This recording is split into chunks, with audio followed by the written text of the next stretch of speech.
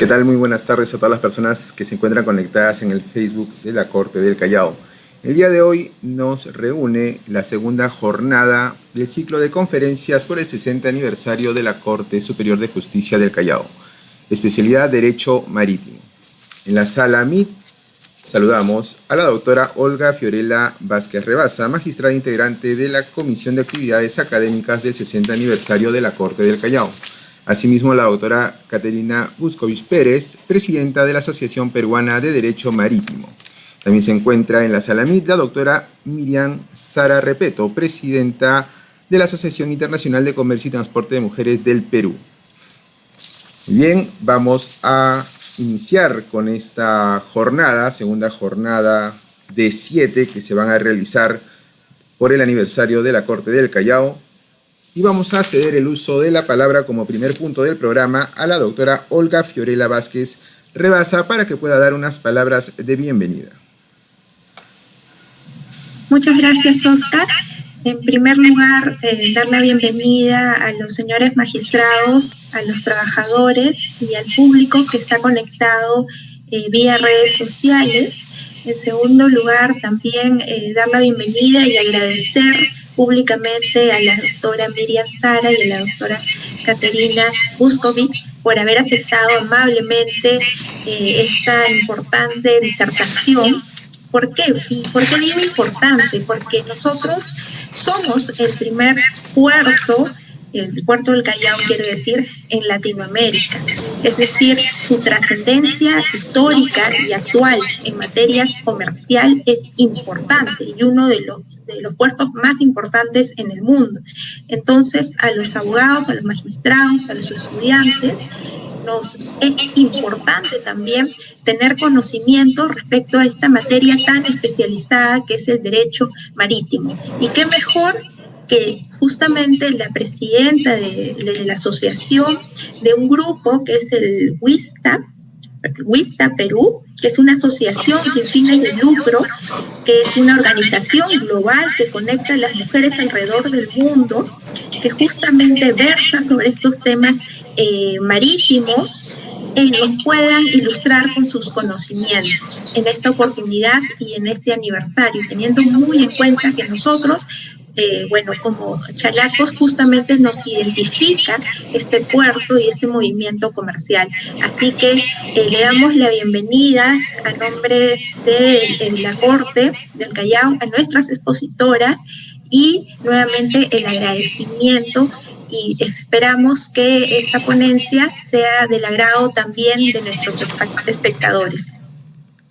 Muchas gracias, doctora Vázquez. Bien, antes de poder iniciar y dar pase a nuestras invitadas especiales, recordarles a los señores que se encuentran conectados, a estos participantes que siempre nos acompañan, que vamos a dar el enlace de registro de asistencia en unos minutos más, así que por favor ese enlace va a estar activado por unos 15 minutos y ustedes tienen que estar atentos para poder registrar su asistencia para que puedan tener el derecho a la certificación correspondiente.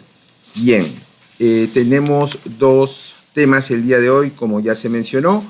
El primer tema que está a punto de realizarse es responsabilidad del transportista marítimo bajo la óptica de los convenios internacionales de las reglas de La Haya y reglas de Hamburgo, a cargo de la expositora doctora Caterina Buscovich Pérez, presidenta de la Asociación Peruana de Derecho Marítimo.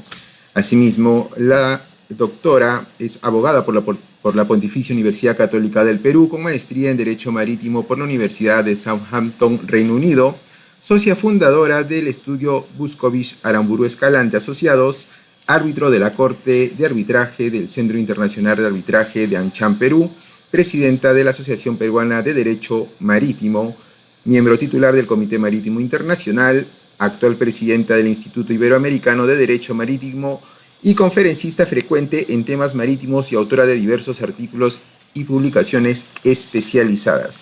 Sin más preámbulos, doctora, le cedemos el uso de la palabra para que pueda iniciar con su exposición. Muy buenas tardes a todos.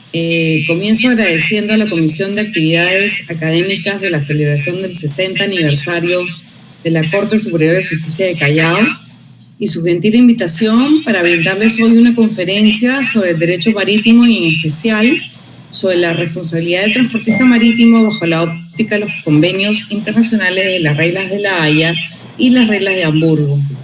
Saludo especialmente a la señora Presidente de la Corte Superior de Justicia de Callao, doctora Flor Guerrero Roldán, y felicito la iniciativa para la discusión de temas académicos que enriquecen y ayudan a la difusión de áreas especializadas en derecho marítimo. Cuenten siempre con el apoyo de la Asociación Peruana de Derecho Marítimo, del Instituto Iberoamericano de Derecho Marítimo y de WISA Perú, y que tengo el honor de presidir en este momento junto a Miriam Sara, por lo cual estoy muy contenta de estar hoy día con ustedes. Por favor, segunda diapositiva.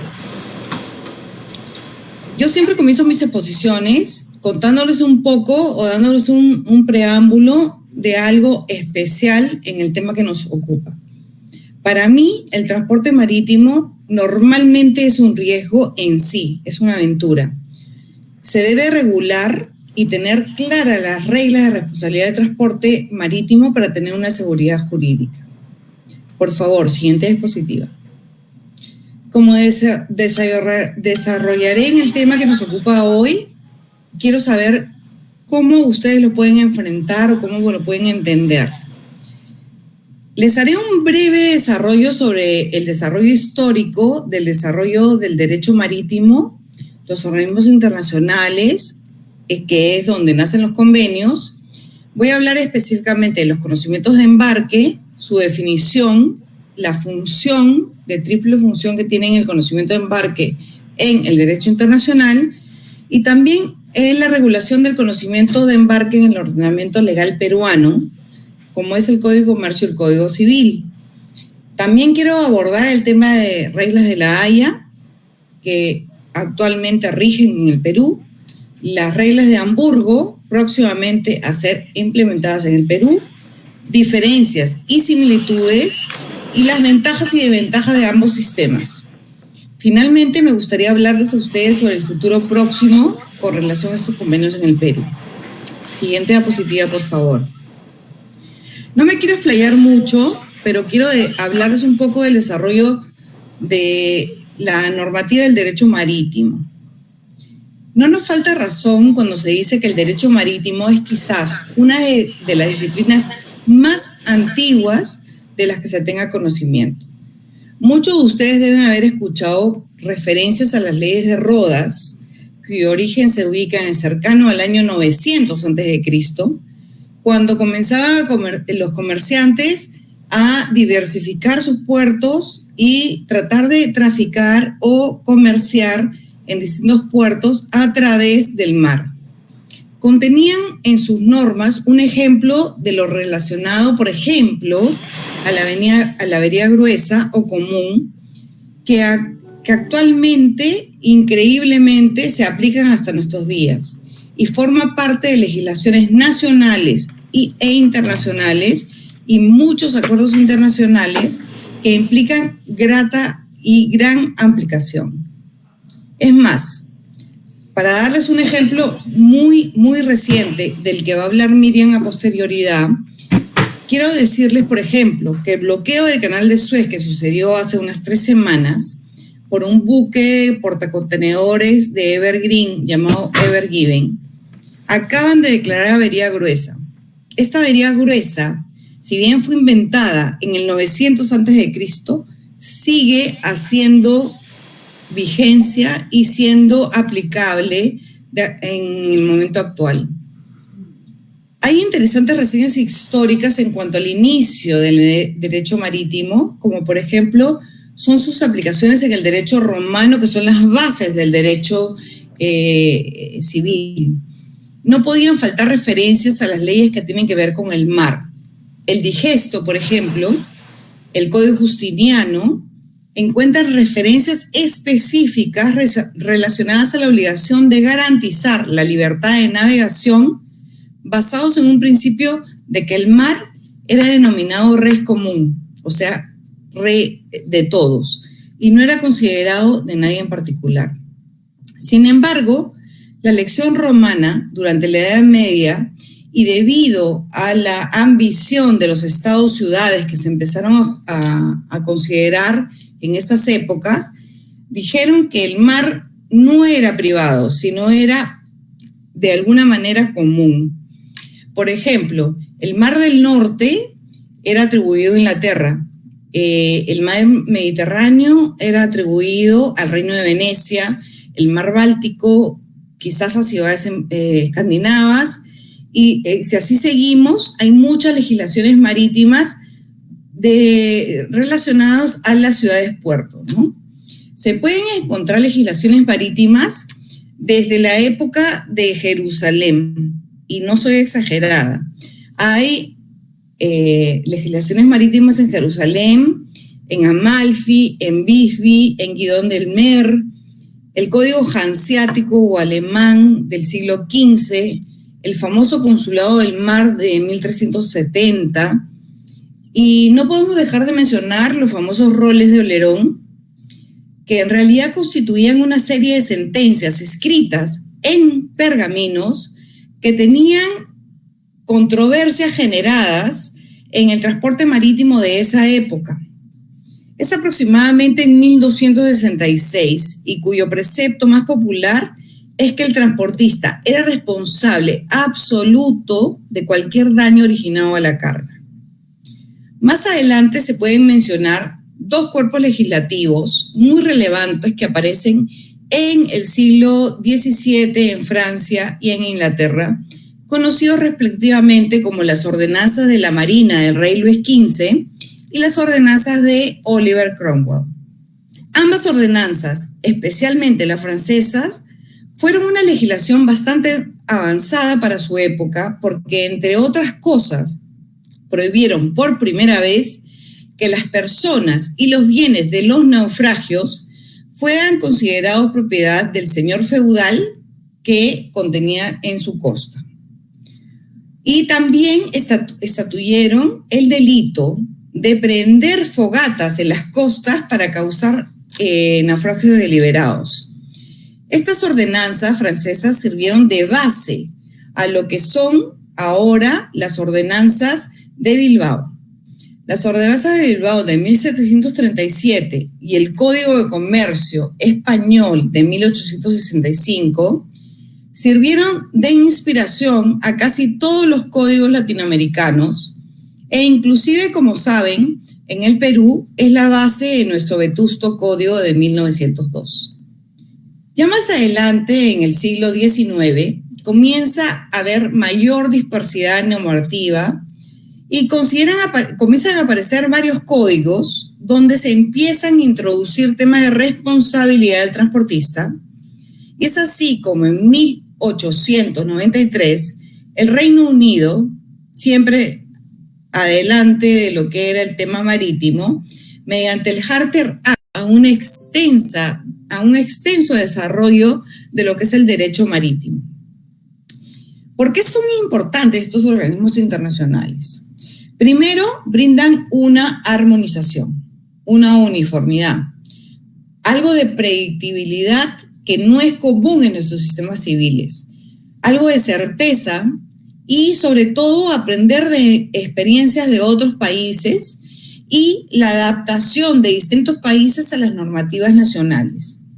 Siempre da lugar a foros de discusión, siempre nos permite mejorar resultados, obtener soluciones universalmente aceptables y de alguna manera seguir en un constante estudio para mejorar convenios y leyes. Siguiente diapositiva, por favor, estamos en la número 4. Quisiera hablarles un poquito sobre las subdivisiones organizacionales internacionales por su ámbito espacial, ¿no? La primera aproximación que les quiero contar son organizaciones internacionales que permiten dividirlas en un ámbito espacial. Organizaciones multilaterales o globales y organizaciones regionales.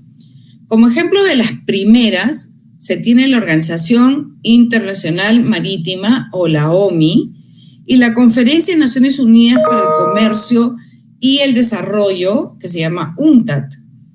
Como ejemplo de organizaciones regionales, podría hablarles en Latinoamérica, por ejemplo, de ALADI, que es la Asociación Latinoamericana de Integración, o quizás la Comisión Económica de América Latina y el Caribe, CEPAL, cuyos despliegues son regionales y en los cuales participa WISTA y participa el Instituto Interamericano de Derecho Marítimo para de alguna manera contribuir a referidas corporaciones.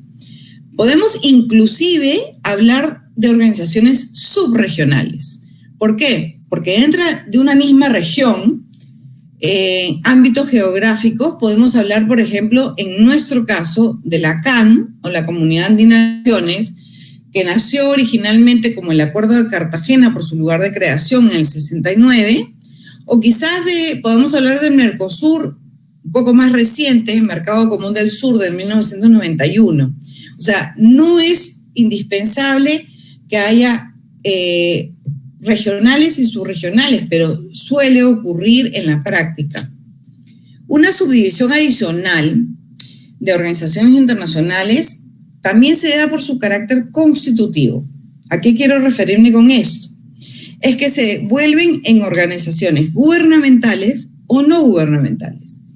El dato para distinguirlas es la forma en que se constituyeron y quiénes son sus representantes. Las gubernamentales se constituyen con la suscripción de convenios de 2 o más estados y sus colaboradores necesariamente o generalmente son funcionarios públicos. Por su parte, organizaciones internacionales no gubernamentales se crean por acuerdos privados y sus colaboradores no necesariamente son funcionarios públicos. Las organizaciones internacionales de naturaleza gubernamental tienen esencialmente representación estatal o interestatal, para ser más precisos, y entre estas se puede citar a cualquier organización del sistema de las Naciones Unidas. En nuestro caso, la Comisión de Naciones Unidas para el Derecho Mercantil, llamada UNCITRAL, o quizás la Organización Internacional de Trabajo, OIT, o quizás la Conferencia de Naciones Unidas sobre Comercio y Desarrollo, que se llama UNCTAD. Y en este sector también se ubican organizaciones mundiales de comercio, OMC, o quizás la Comisión Interamericana de Puertos, CIP, o la Organización de Estados Americanos, OEA. Los organizadores internacionales no gubernamentales son corporaciones eminentemente privadas, no tienen representación estatal. A esta clase de corporaciones corresponde el Comité Marítimo Internacional, del cual Perú es parte a través de su Asociación Peruana de Derecho Marítimo, o miembros individuales, en mi caso, la Cámara de Comercio Internacional, Comité CCI, el Comercio Internacional Marítimo, organismos como la VINCO, o Organización Marítima Internacional del Báltico, que regulan una serie de contratos importantísimos en el tema marítimo, la Federación de Asociaciones de Corredores Marítimos, FONAPSA, la Cámara Internacional de Navegación, International Chamber of Shipping, la Asociación Internacional de Propietarios Tanqueros, Intertanco, que regulan especialmente todas las relaciones de los tanqueros a nivel mundial. Y también en este caso, quiero decirles que el Instituto Interamericano de Derecho Marítimo que estoy presidiendo también cabe dentro de las organizaciones internacionales no gubernamentales. No quiero hablar mucho de esto porque sé que Miriam en la posterior exposición va a hablarles un poquito más, pero quiero desarrollar un poquito de dónde nacieron la mayoría de convenios internacionales, y es el caso de una organización que se llama Comité Marítimo Internacional, que fue conformado en 1897 por la mayoría de asociaciones de derecho marítimo de distintos países, y lo que buscaban era promover la unificación o uniformidad del derecho marítimo, tal como lo establecen sus artículos primeros de sus estatutos. El CMI lleva 120 años desempeñando este importante rol y mantiene un constante interés en estudiar y resolver conflictos derivados y presentados en las naciones y acuerdos regionales y convenios internacionales que rigen el comercio de transporte marítimo internacional. Existe una constante necesidad de certeza en el transporte marítimo, porque necesita seguridad de los usuarios. y es importante que el régimen jurídico aplicable sea el mismo en las naciones sin importar el puerto de embarque o desembarque, o la ruta de navegación o el puerto de descarga. Los fundadores del Comité Marítimo Internacional tenían en mente tener un proyecto o un gran proyecto para unificar todas las leyes marítimas del mundo y facilitar de esta manera el comercio. Muchos convenios internacionales que rigen el derecho marítimo fueron redactados en el seno del CMI, aprobados en conferencias diplomáticas internacionales organizadas por el CMI y con el auspicio del gobierno de Bélgica, que fue donde se fundó el Comité Marítimo.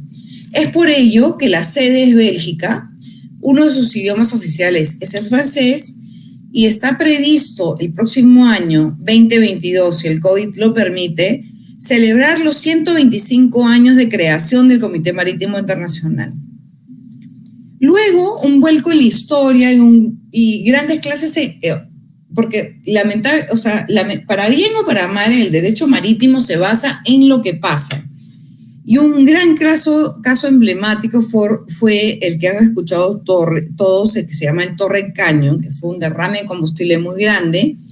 Dio paso a que un organismo de Naciones Unidas, denominado ya la OMI, Organización Marítima Internacional, a través de su comité jurídico, diera de alguna manera la responsabilidad de organizar y suplantar al gobierno belga para organizar conferencias diplomáticas dedicadas a cada problema que se presentaba.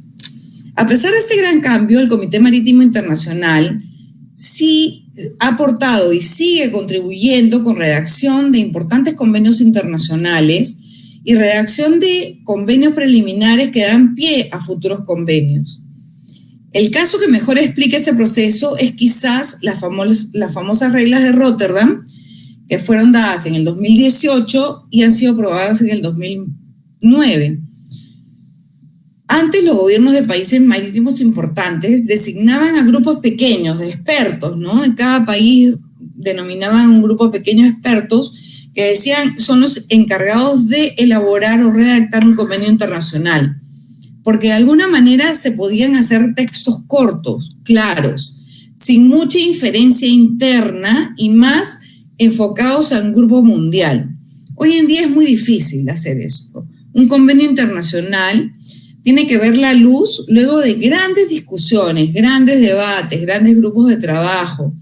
La mayoría aportan, pero también retrasan, porque se requiere que los aprueben los gobiernos. Y los gobiernos dependen de alguna manera que cada país designe a funcionarios que son idóneos para discutir un tema, para que puedan de alguna manera aportar a la solución o devenir en un convenio internacional.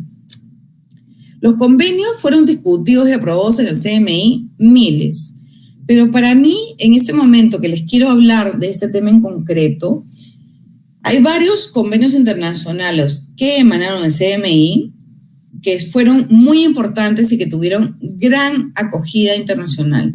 El primer convenio que se dio en el seno del CMI, que es conocido por todos, es el elaborado con la Convención de Bruselas y que fue dado en el 1910 y que trata de asistencia y salvamento en el mar, que básicamente es un pilar para el derecho marítimo.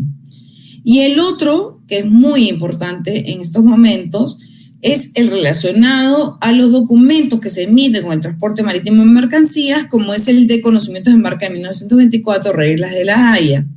Hay muchísimos más casos de convenios elaborados bajo el CMMI que quisiera darles un poquito más de approach, pero creo que no es el momento. Pero hablamos de privilegios hipotecas marítimas del 26, embargo preventivo de buques del 52, privilegios de hipotecas marítimas del 67, etcétera, etcétera. Después del 69, estamos hablando no hace mucho, CMI le dio el rol protagónico a las Naciones Unidas. Y dentro de la Conferencia de Naciones Unidas para el Comercio y Desarrollo, que se llama UNCTAD, se dieron muchísimos más convenios que regulan en este momento todas las relaciones derivadas del comercio marítimo internacional. También se le dio un importante espacio, a la Organización Marítima Internacional, o OMI, que es encargada de regular la mayor cantidad de convenios que regulan seguridad y eficiencia del transporte marítimo y que, por ejemplo, regulan la seguridad de tripulaciones, el intercambio de tripulaciones, y ahora en este momento, post-pandemia, han sido súper importantes para implementar determinados mecanismos de ayuda para las tripulaciones a nivel mundial. No quiero hablarles más de la OMI porque yo sé que Miriam les va a hablar sobre esto, pero entre las funciones principales, obviamente, de la Organización Marítima Internacional es el fomento, cooperación, que sea un transporte marítimo seguro, ecológicamente racional, sostenible, y ahora todo este tema de tecnologías modernas que se aplican a través de convenios regulados por la Organización Marítima Internacional. No quiero desaprovechar este momento para hablarles sobre el instituto que presido, que es el Instituto Iberoamericano de Derecho Marítimo, que nació en una conferencia del Comité Marítimo Internacional en la ciudad de Lisboa en el 85, y que de alguna manera dio paso a que las naciones iberoamericanas, y hispanoamericanas, porque también incluyen a Portugal, a España, y hay muchos miembros adscritos como Alemania, Francia, Inglaterra, Canadá, hablaran de temas que son importantes de regulación para nuestra realidad.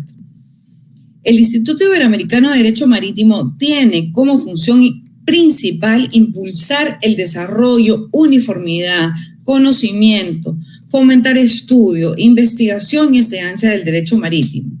Es por ello que nos sentimos muy afortunados de estar invitados hoy día en este fórum del Poder Judicial de Callao, que de alguna manera nos da la puerta o la apertura para hablarles de que podemos seguir continuando implementación y conversación de temas muy importantes para que todos conozcan en el ámbito marítimo. Luego quiero hablarles muy poquito sobre UNCITRAL, que es la Organización de Naciones Unidas para el Desarrollo Mercantil, y ellos han sido los encargados en los últimos años de crear todos los convenios relacionados al transporte marítimo. Sus principales actividades son la elaboración de convenios, preparación de guías o soft laws, asistencia técnica, proyectos, siempre se los puede llamar para colaborar. Nosotros tenemos que sentirnos muy orgullosos porque somos parte de grupos de trabajo, de más de un grupo de trabajo de la UNCITRAL. Es más, en este momento, esta semana, nos encontramos debatiendo todo lo que es la venta judicial de buques, y es importante ver el aporte de todas las naciones para que lleguen al final a un convenio internacional. Un convenio internacional no se forma en un día. Son años de discusiones previas y luego pasar determinadas etapas para que puedan ser propuestas al ámbito internacional. Ya no quiero seguir hablándoles un poquito de esto. Por favor, diapositiva número 5. Ahora quiero entrar un poquito al tema. Yo no sé cómo de tiempo. Está bien. Desarrollo del conocimiento de embarque en sí. O sea, yo no quiero darles una lección teórica, pero el conocimiento de embarque es el título básico, es el documento básico del transporte marítimo cuando las mercancías en un buque se embarcan en línea regular. Este documento tiene finalidad de establecer reglas de relaciones contractuales entre cargador, consignatario, destinatario, transportista, y de alguna manera dan una confianza a cada parte respecto al comportamiento, obligaciones y derechos de cada parte. Este documento se llama conocimiento de embarque porque en realidad el capitán reconoce, de aquí el nombre conocimiento, de haber recibido a bordo mercancías para su transporte, ¿no? Más adelante se los voy a explicar un poquito más. El transporte de mercancías por mar en el régimen de conocimiento de embarque está regulado por el Convenio de Bruselas, o famoso llamado Reglas de la Haya, y posteriormente y más recientemente Reglas de Hamburgo del 78, que todas han sido elaboradas por UNCITRAL. Siguiente diapositiva, por favor. Este es un conocimiento de embarque original, de la época inicial. Solamente se decía carga recibida, cantidad recibida, punto de embarque, dónde se transporta y dónde se lleva. Siguiente diapositiva, por favor. Yo les quiero hablar que el conocimiento de embarque tiene una triple función. Básicamente, lo inicial es constituirse como un recibo de mercancías, como para lo que fue creado. Alrededor del siglo XIV, el recibo lo emitía el transportista marítimo y recibía carga a bordo de un comerciante que en ese momento no tenía posibilidad de viajar con sus mercancías al lugar de destino. Entonces, recibía un documento que decía: he recibido de FFF la cantidad de carga tal, embarcado en tal navío, que debe ser recibido en el puerto tal. Los presupuestos básicos para la descripción de mercancías eran marca de identificación, los números de bultos o piezas o cantidad de peso, el estado aparente de mercancías, porque obviamente no se podía verificar el interior, era un bulto en esa época, ahora un contenedor, por ejemplo, donde no se puede ver, el naviero no puede ver qué hay dentro. Es importante tener la descripción de la carga, porque tiene unos efectos comerciales básicos. La obligación del transportista es entregar la carga tal cual le fue entregada en el puerto de embarque y entregarla en el puerto de destino tal cual. Si las mercancías han sido objeto de un contrato de compraventa internacional, el pago del precio se efectúa contra documentos. Entre ellos, el conocimiento de embarque. Y si hay una discrepancia o no concordancia entre la descripción de la factura comercial y el conocimiento de embarque, estos documentos pueden ser rechazados. Y los términos de la compraventa internacional facultan al comprador o al banco a exigir al vendedor que presente un conocimiento de embarque limpio, o sea, sin anotaciones. La prueba del conocimiento, la segunda función de un conocimiento de embarque es que constituye la prueba del contrato marítimo. El transporte de mercancías bajo un conocimiento de embarque se utiliza en el transporte de carga diversa, que se denomina liner terms o tráfico de línea o como quieran decirle, porque tiene un itinerario fijo y tiene relevancia y tiene consuetudinario. El transporte de carga diversa, estibada en contenedores, se transporta usualmente bajo un conocimiento de embarque. La carga líquida, granel, sólida, generalmente cuando se flete el buque completo o se alquila el buque completo, está reflejada en un contrato de fletamento que es totalmente distinto a lo que es un conocimiento de embarque. En el Perú, la Ley de Títulos Valores establece la referencia a las cláusulas generales de contratación, que realmente uno dice, el reverso del conocimiento de embarque tiene las cláusulas, pero es al revés. El reverso es lo que constituye la parte principal del conocimiento de embarque. Y la parte donde dice buque, cantidad de carga, es el reverso.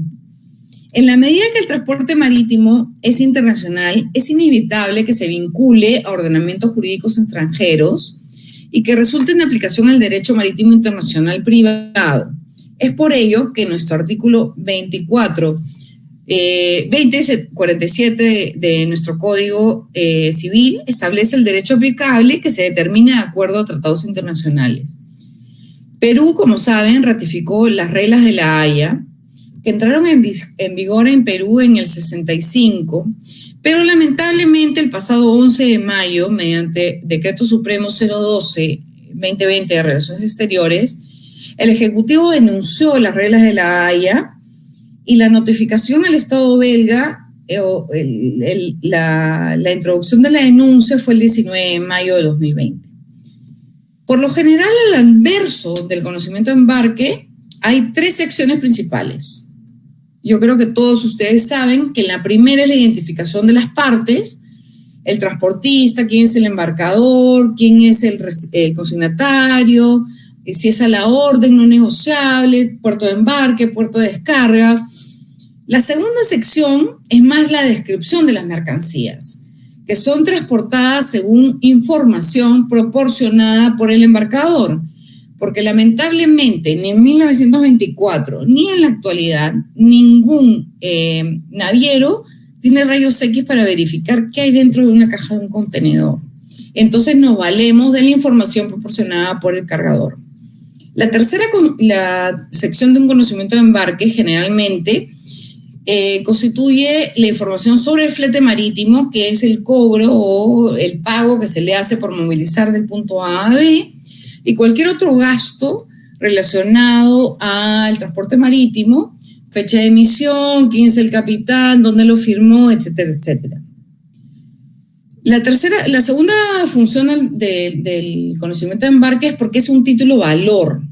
Puede ser nominativo, a la orden, al portador. Es por ello que uno puede endosar durante el desarrollo o durante el transporte marítimo. Yo compré X cantidad, pero decido venderlo durante el transporte. Puedo endosarlo y quien tenga el endose es el que puede reclamar las mercaderías a destino. Siguiente diapositiva, por favor. Esto es como se ve ahora un conocimiento de embarque actual. Ahora tiene muchísima más información de lo que tenía antes. Siguiente diapositiva, por favor. En el derecho peruano, y no quiero entrar a discusión ni mucho desarrollo, hay varios artículos en nuestro Código Civil de Código de Comercio de 1902 que regulan el conocimiento de embarque y el transporte marítimo y las responsabilidades del porteador. Creo que los aburriría un poquito, pero están ahí y estoy dispuesta a darles más información. Generalmente, el Código de Comercio regula la responsabilidad del naviero frente a terceros, 600, frente a copropietarios, el 631, el capitán frente al naviero. Pero aquí creo que me quiero detener un minuto en el artículo 632, que comprende el periodo de responsabilidad del porteador marítimo, o sea, del transportista marítimo, que es desde que se le entrega la carga en el muelle o al costado a flote en el muelle hasta que lo entregue en las orillas en el muelle de descarga. Esto es concordante con lo que hasta ahora o hasta mayo se va a aplicar, que son las reglas de la Haya. En el artículo 633 se regula la responsabilidad del capitán, que es responsable de daños que sobreviven, salvo pacto en contrario que sea originado por faltas propias, ¿ok? Para ir entrando al tema en discusión, porque creo que me falta cada vez menos tiempo, el Código de Comercio nos habla de faltas porque se está refiriendo realmente a culpas, a culpa o negligencia del capitán. O sea, el capitán no responde por los daños o fuerza mayor, pero sí por los que ocasiona por su propia culpa. Es importante mencionar que tanto para las reglas de la Haya, BISBI, la responsabilidad del porteador marítimo se basa en la presunción de culpa. O sea, juris tantum, mientras el porteador pueda probar que no fue su culpa, se deslinda de responsabilidad. Sobre la limitación de responsabilidad, tengo que decirles que nuestro Código Civil de Comercio no reconoce ningún límite de responsabilidad que ahora existen. Lo que sí reconoce es que en el artículo 600, que el armador puede hacer abandono del buque para limitar su responsabilidad, pero esto solo aplicaría para casos o catástrofes de gran magnitud cuando el valor de la carga supera el valor del buque, porque si no ningún armador va a dejar su buque abandonado porque no justificaría ninguna limitación de responsabilidad. Siguiente diapositiva. Código Civil no quiero darles mucho porque yo sé que ustedes están al tanto, pero básicamente hay que actuar con la diligencia ordinaria. Básicamente se puede esgrimir caso fortuito fuerza mayor siempre que no sea imputable y que sea basado en un evento extraordinario, imprevisible, irresistible, cosa que todos sabemos. Diapositiva siguiente, por favor. Ahora sí, sobre el Convenio Internacional de las Reglas en materia de conocimiento de embarque de Bruselas o reglas de la Haya, tengo que decirles que hubo un gran debate y se generó de alguna manera un ordenamiento jurídico que ha sido respetado y que ha sido válido y que es hasta la actualidad válido y aplicado en más de 90 países. Lamentablemente, como les conté, el Perú lo ha denunciado el año pasado pero gracias a Dios hay otros instrumentos internacionales que se pueden aplicar para el caso de transporte de mercaderías por mar. El Perú, como les dije, se adherió a las reglas de la Haya en el 64, entró en vigencia en el 65. Sin embargo, la responsabilidad es entre el embarque y la descarga, o sea, lo que es gancho a gancho. Antes no existían las grúas pórtico, nada. Cada buque tenía su propio gancho para levantar carga o bulto de muelle. Y para hacerles un ejemplo práctico que nos hacían siempre cuando nos enseñaban este tema, era qué pasaba cuando un buque estaba levantando la carga del muelle y la subía a bordo.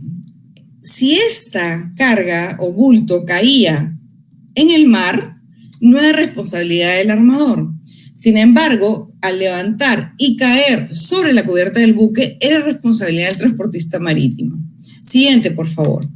Aquí rápidamente las obligaciones que tiene el transportista básicamente son que tiene que el buque ser navegable, tiene que tener su dotación básica, tiene que tener en buen estado las bodegas, su aparejo, etc. El embarcador lo que tiene que garantizar es que al momento del embarque tenga exactitud en marcas, números, peso, volumen, etcétera, sobre su carga. El plazo que se establecía para accionar por daños o faltantes era 1 año contado desde la descarga de mercadería. El límite de responsabilidad se estableció, recuerden que estamos hablando de 1924, en 100 libras esterlinas, valor oro o bulto. Si quieren transportarlo a lo que es en la actualidad, estamos hablando de más o menos $35,000 americanos por bulto, ¿ok? Posteriormente, se vio la necesidad de hacer un cambio. Comenzaron a aparecer los contenedores, comenzaron a los buques ser más grandes. Ya no estábamos hablando de barcos de maderita con propulsión a vapor, ya hablábamos de barcos más grandes.